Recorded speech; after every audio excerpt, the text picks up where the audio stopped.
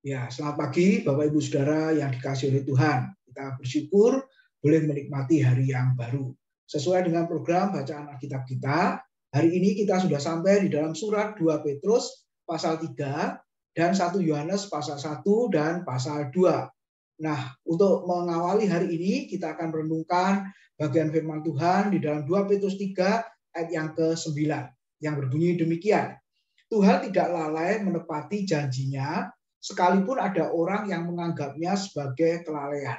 Tetapi ia sabar terhadap kamu karena ia menghendaki supaya jangan ada yang binasa, melainkan supaya semua orang berbalik dan bertobat. Amin. Renungan firman Tuhan pagi ini saya beri judul tentang kesabaran Tuhan.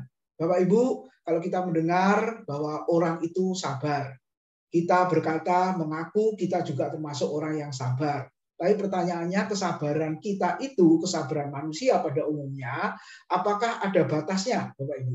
Semua kesabaran pasti ada batasnya. Walaupun Alkitab mengatakan Allah kita adalah Allah yang panjang sabar. Tetapi pertanyaannya, apakah kesabaran Tuhan nantinya ada akhirnya? Nantinya ada batasnya. Jawabannya adalah ada. Kapan batas akhir dari kesabaran Tuhan? Ketika dia datang kembali ke dalam dunia ini. Saudara-saudara, dari ayat yang kita baca ini, kenapa saudara Tuhan masih sabar? Karena Tuhan ingin supaya saya dan saudara dikatakan tidak mengalami kebinasaan, tetapi supaya semua orang berbalik dan bertobat.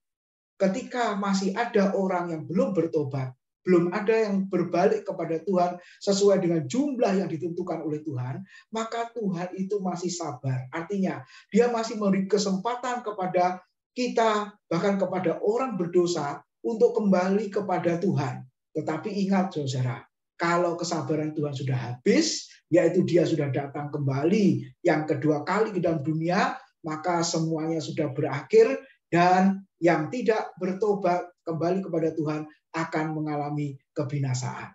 Lalu siapa yang dikatakan supaya semua orang mengalami kehidupan, semua orang tidak mengalami kebinasaan? Semua orang dimaksud di sini adalah, kalau saudara melihat 2 Petrus pasal 3 ayat 1, kemudian ayat yang ke-8 dan seterusnya, ada beberapa kali dikatakan saudara-saudaraku yang kekasih. Jadi Rasul Petrus menulis surat ini ditujukan kepada orang-orang pilihan Tuhan. Ingat di bagian pasal 1, saudara, salam pembukaannya, dia menunjukkan suratnya kepada orang-orang pilihan yang tersebar, kepada orang percaya yang tersebar. Jadi sebenarnya semua orang supaya berbalik dan bertobat, semua orang tidak binasa di sini. Sebenarnya Petrus membicarakan tentang orang-orang pilihan yang disebut sebagai saudara-saudara yang kekasih. Jadi ayat ini tidak mengajarkan universalisme bahwa semua orang pada nantinya akan selamat. Tidak, saudara. Tetapi ayat ini menjelaskan kepada kita bahwa orang yang sudah dipilih Tuhan, Allah sabar menunggu supaya orang-orang pilihan Tuhan nantinya semuanya bertobat dan kembali kepada Tuhan. Bersyukurlah pagi ini kalau saya dan saudara termasuk orang pilihan Tuhan. Oleh sebab itu tetap hidup dalam pertobatan, tetap hidup dalam kesucian dan kebenaran. Selamat pagi, selamat beraktivitas, Tuhan memberkati.